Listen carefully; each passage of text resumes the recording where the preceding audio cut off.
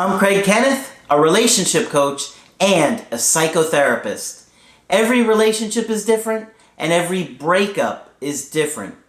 Work with me and you'll get professional help on your situation. And if you're in no contact, focused on personal growth, my workbook series, The Knowledge, will help you make changes like you've never made before. Available now at AskCraig.net.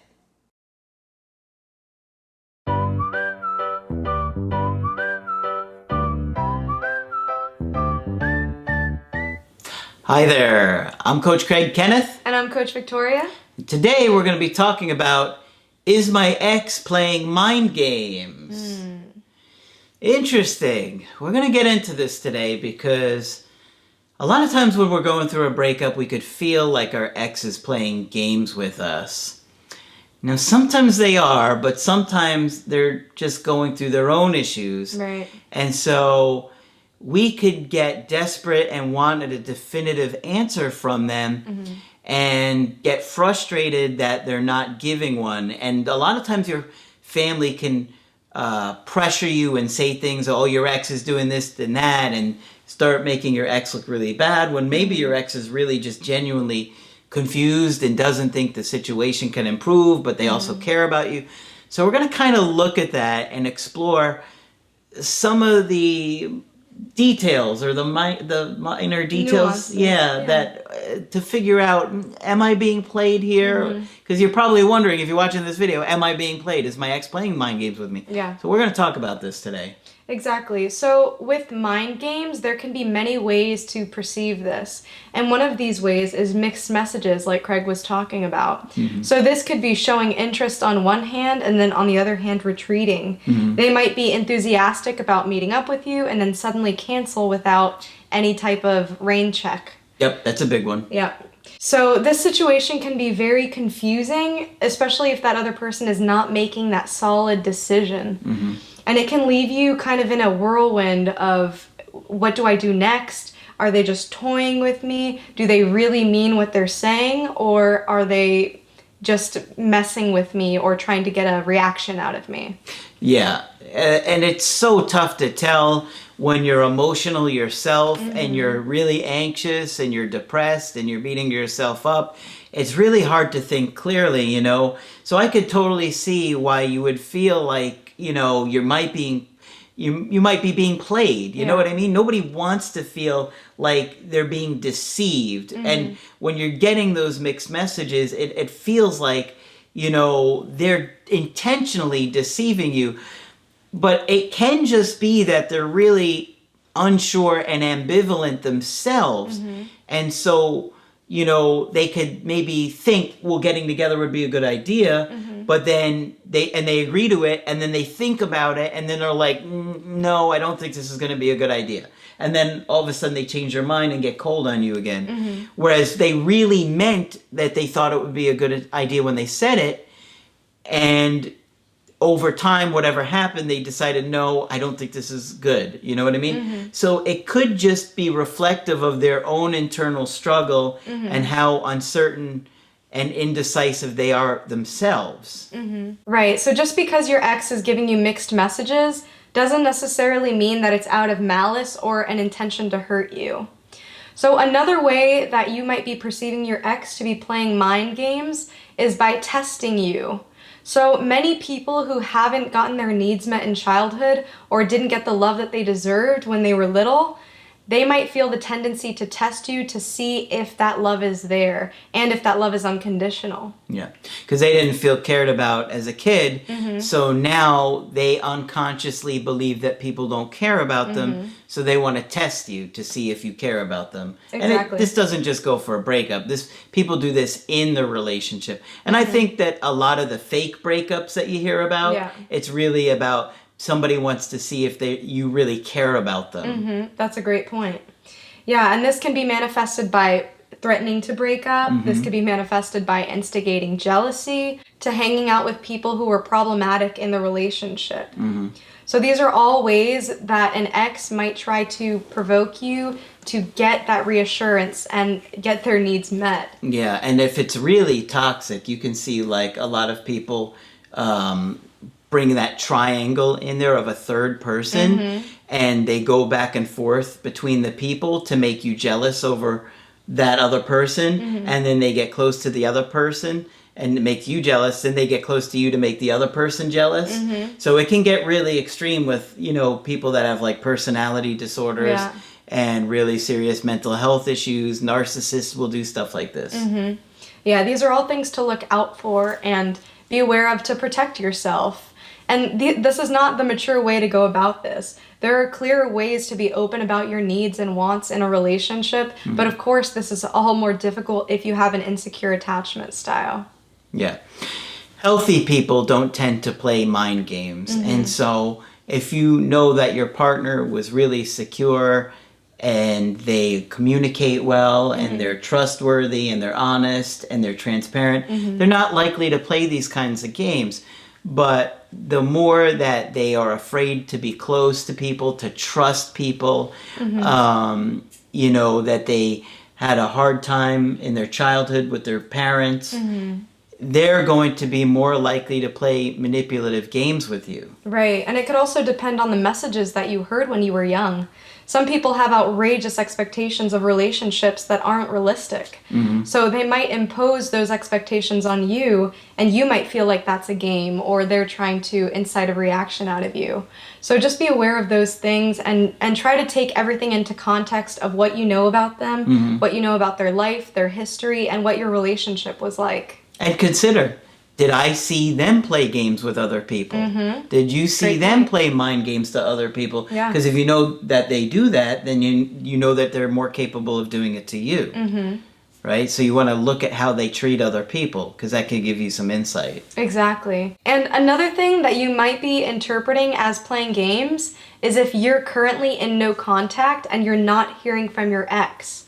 So you may be wondering if your ex's silence in itself is a game. So you also have to think to yourself, if your ex is not contacting you or is stubborn enough to not contact you, then they're not ready for that relationship to start up again. Their heart needs to be softened to the point where they are open and willing to talk with you and be mature about things and have that conversation with you about reuniting and about starting a new relationship with you. And if your ex is acting in these ways, you have to make a decision for yourself if this is the type of person in the state that they're in currently that you want to be with right now. Yeah. That's a big point because, you know, when you're going through a breakup, both people are emotional, they're confused, they're upset, they're angry, they're hurt, and we're not in the best state. And when you've had a tough life, or, you know, you didn't get a lot of love in your childhood, or, you know, your parents were alcoholics, or they worked all the time, whatever the reasons were, we're particularly sensitive and oftentimes don't know how to soothe our anxiety and have emotional self-control. So we lash out when we're hurt and we're angry.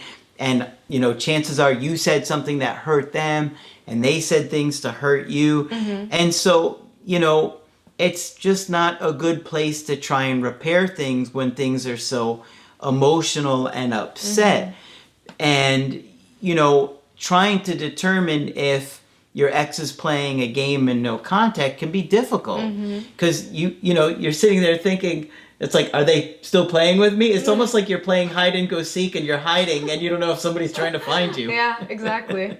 You're like, am I playing? Are you still looking for me? Or, you know what I mean? Yeah. Do you ever play as a kid and they take so long to find you? You think they've... And yet, people used to do that. The kids used to be mean to the other kids. They leave. They would go home. And you're hiding. Yeah, but it's true. This whole concept of playing games is really complex. And your ex might not even know that they are playing games or that they are messing with your mind. They might not know how it is affecting you. Yeah.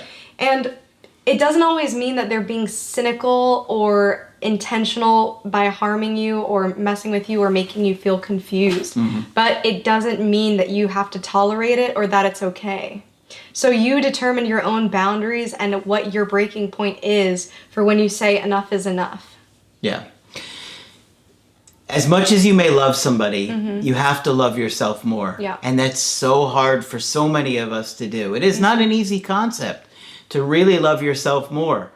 But, you know, when you get to a place where you value yourself and say, you know what, I love this person, but I cannot allow them to continue to mistreat me. Now, nobody's going to be perfect. Right. But if it gets to a place where it's toxic or abusive and they're really hurting you and the relationship is unstable, like, you know, at that point you have to say, I can't continue like this. And get yourself into therapy, work through your own issues. The workbooks will help you with that. The creative healing course will help you with that. Coachings will help you with that. Talking about it, that's what we're here for, to help you do. Right. But, you know, we understand that many of you will have exes that are kind of playing games. And, you know, when you're in that position of feeling like somebody's trying to deceive you, nobody wants to feel like a fool. Right. Right? And that is like, you know, not a healthy situation to be in, where you feel like you're being violated that much that someone will continually betray you like that. You deserve to be happy too, and you deserve to have your boundaries respected. So the more you learn about yourself, the more you'll be able to determine what it is that you'll handle, what it is that you can't handle, and where you draw the line. Yeah. And I think if people look at somebody's actions and their words, they'll see a big difference. Yeah. If they're really playing games or if they're just confused and they're struggling with things themselves. Because I think a lot of people are unsure that part of them wants to be with you, part of them wants to break up, and they're going back and forth between it. I think that's a normal thing to go through. And we think that they should know one way or the other. Yeah. Because you are maybe certain about, I know I want to fix this. You want them to be sure. Right. But they're not. They're probably in the state of, you know, sometimes I think it could work out, but because of the way it's been, it wasn't working, and I don't feel like it's going to change. Right, and if they could say that to you just like that, then I'm sure that would clear up a lot. Yeah. But you also have the right to ask them and be clear with them and direct with them. Yeah. So the more straightforward that you can be as well and setting your boundaries, then the more that they're going to respect you and the more that you can outline what it is that you want for your relationship. Yeah. Obviously, we're dealing with some confusing stuff, and when you're emotional, it can be even harder to understand what's going on. So, you know, take it slow, pay attention, and see how things play out with time. Yeah. Right? Of course, if you want to get our help personally, just go to my website, askcraig.net. Sign up for the coaching option that works best for you. I do email coaching and I do Skype. Coach Margaret is available for Skype coaching. And of course, Coach Victoria is here as well, training with us. I'll be here. But that's it for this video. I'm Coach Craig Kenneth. I'm Coach Victoria. And we will talk with you soon. To get my help personally, go to askcraig.net and click on Schedule Coaching and choose the option that works best for you. I do email coaching or Skype. To schedule a coaching with Margaret, click on Margaret on the top of the page and order a Skype with her. For the Knowledge Creative Healing course, click on the link at the top of the page and click Get Started Now.